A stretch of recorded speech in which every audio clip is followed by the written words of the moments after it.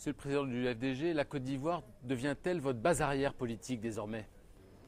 Base arrière, je ne sais pas, mais en tout cas, je sais que j'ai des structures très solides et beaucoup de militants vivant en Côte d'Ivoire. Et la preuve a été donnée avant-hier à l'occasion du meeting que j'ai tenu à la Bourse du Travail. Vous avez vu à quel point les Guinéens sont venus nombreux pour marquer leur soutien à l'UFDG, à son président, et pour exprimer leur détermination à continuer le combat avec l'UFDG.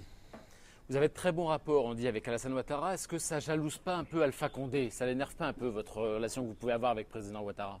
Non, je ne pense pas. Je pense qu'aujourd'hui, M. Alassane Ouattara est un exemple qui devait inspirer pas mal de chefs d'État en difficulté, notamment dans les politiques de réconciliation nationale et sans doute dans les politiques de développement de nos pays. Il a une expérience bien reconnue, mais sa capacité à concilier les Ivoiriens, à réconcilier les Ivoiriens avec les discours qu'il tient, les actes qu'il pose, qui suscitent l'admiration du monde entier, je pense qu'il devrait être considéré comme une référence dans la sous-région et beaucoup de chefs d'État auraient pu s'inspirer d'Alassane Ouattara. Alors pour en venir avec Alpha Condé, que vous avez rencontré récemment, qu'est-ce qui s'est un peu dit entre vous deux? Non, écoutez, c'était à l'initiative de M. Alpha Condé que cette réunion avec certains membres de la classe politique a eu lieu.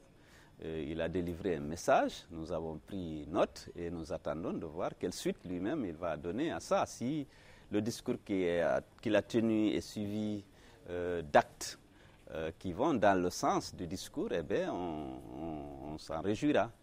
Mais on ne peut pas lui faire confiance à partir du discours seulement. On attend qu'il pose des actes qui vont dans la même direction que le discours qu'il a tenu.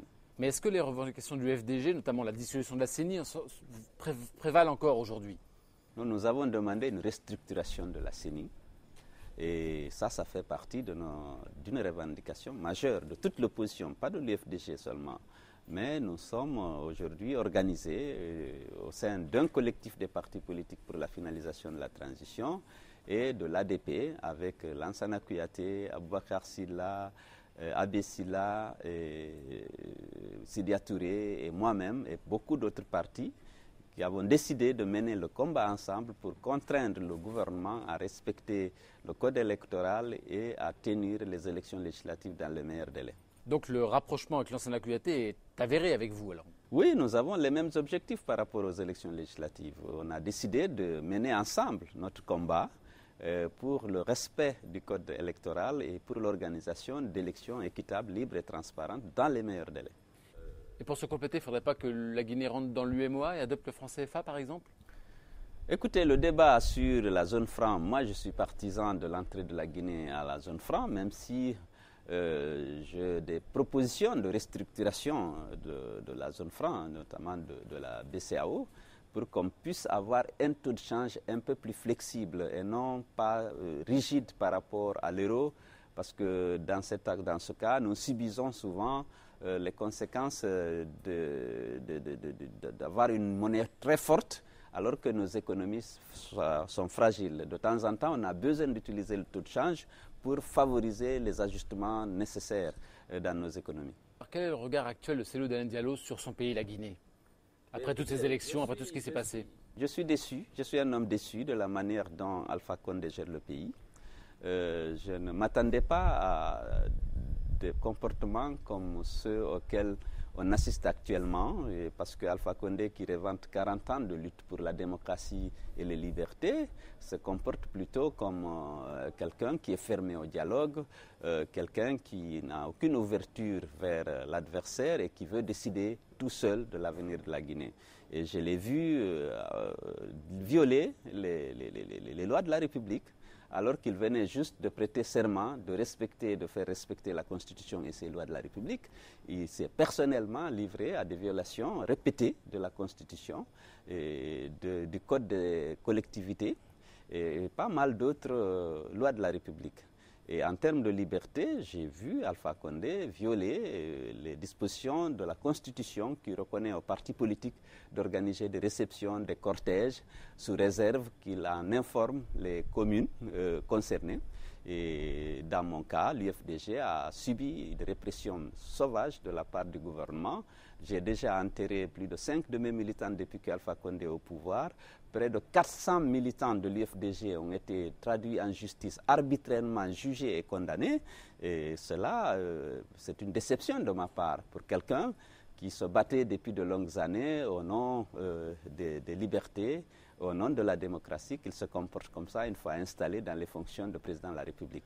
Donc on ne peut pas dire que vos rapports soient très bons, si je comprends bien, mais en même temps, le combat n'est pas fini pour vous, vous allez continuer. Quel va être un peu votre avenir là, d'ici les 4 prochaines années en Guinée? Bon, écoutez, d'abord, le combat le plus urgent que nous avons, c'est d'abord faire en sorte que ces élections législatives soient organisées et que la transition soit terminée. Tant que toutes les institutions ne seront pas mises en place, la transition ne serait pas terminée. On n'a pas l'impression que M. Alpha Condé, son gouvernement, soit pressé d'organiser ces élections et soit décidé à organiser des élections transparentes et équitables.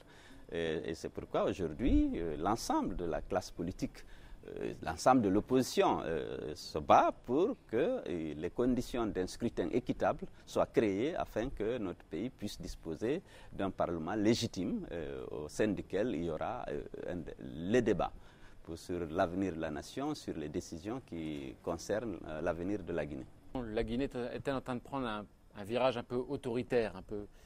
Oui, c'est un peu comme ça qu'on le voit. Quel est votre sentiment là-dessus? Oui, exactement. C'est ça le problème. Monsieur Alpha Condé, par exemple, prenons les conseils communaux et communautaires. Dès son installation, il prend un décret. Il dissout les conseils communaux et communautaires qui ne lui étaient pas favorables. Il les remplace par des délégations spéciales composées exclusivement des gens du parti présidentiel.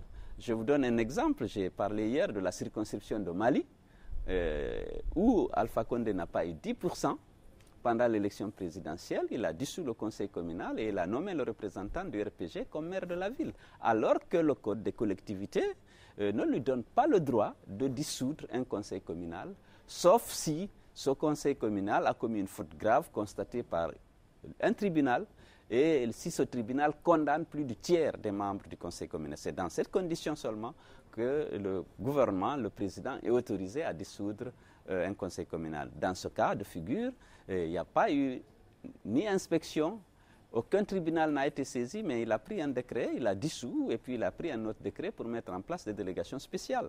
Et ça fait partie aujourd'hui des revendications de l'opposition de rétablir justement ces élus qui ont été naturellement limogés de manière arbitraire et illégale. Vraiment, dernière question. Quand vous voyez Jean-Marie Doré et Sékouba Konaté se rapprocher d'Alpha Condé petit à petit, vous n'êtes pas dit, tiens, ils m'ont joué un mauvais tour entre l'entre-deux tours, ces deux-là, lors du dernier scrutin présidentiel en Guinée? Oui, écoutez, il y a eu beaucoup de choses qui sont passées entre les deux tours, notamment. Vous savez que nous avons fait l'objet de beaucoup de violences, nous avons subi beaucoup de choses, des tricheries, des fraudes organisées par une coalition de gens dont certains cherchaient quand même à toujours garder l'image de responsables neutres et impartial dans la compétition qui m'opposait avec Alpha Condé, alors que tout le monde sait qu'ils avaient tous pris position pour Alpha Condé. Mais aujourd'hui, nous avons décidé d'accepter les résultats pour sauver la Guinée, pour préserver la paix, pour préserver des vies humaines de nos militants. Je souhaite plutôt qu'on parle de l'avenir. Maintenant, on ne se laissera pas faire. Il faut que les élections soient transparentes, il faut qu'elles soient équitables. Et c'est le combat aujourd'hui que menons afin que chaque parti politique puisse avoir un groupe parlementaire qui reflète réellement son poids politique dans le pays. Donc on va dire que ce sera une leçon et vous avez espoir quand même de pouvoir vous représenter dans 4 ans maintenant? Oui, bien entendu. Si je pense que mon parti ne manquera pas de me présenter comme candidat du parti à la prochaine élection présidentielle. Et d'ici là, j'essaie de m'organiser pour donner le maximum de chance à l'UFDG de faire passer son candidat. Soudan Diallo, bon courage. Merci.